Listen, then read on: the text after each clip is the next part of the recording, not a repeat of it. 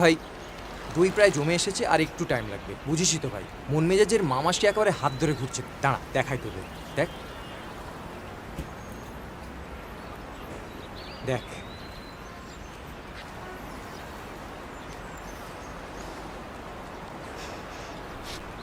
এই থাক থাক থাক থাক, এসে গেছি আমি।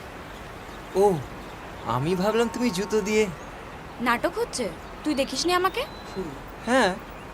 দেখতে যখন পেলি কথা বললি না? যা বাবা, তুমিই তো কাল মানা করলে যাতে আমি তোমার সাথে কথা না বলি। গ্রেট! তুই যে আমার কথা এত শুনে চলিস আমি তো কোনোদিন জানতেই পারিনি। সেটা তোমার ডিসক্রেডিট, আমি তো। রাখো তো তোমার ব্যাঙের কথা, আমার দরকারি কথা আছে। হ্যাঁ বলো। এখানেই বলবো?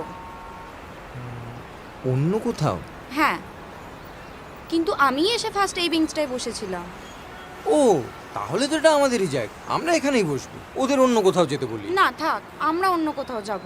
আরে না না, তা কি করে হয়? তুমি এখানে প্রথমে এসে বসেছিলে, আমি বরং ওদের কালী পূজা। আমাদের বলছে কেস গরম। এই জায়গাটায় তোমার গালাগালি লাভ। বেশি নাটক আমার একদম সহ্য হয় না। কালীর দোকান যেতে হলে তুই চল গিয়ে। আরে শোনো না, এই তোরা একটু বস, আমরা আসছি। এই দাঁড়াও না।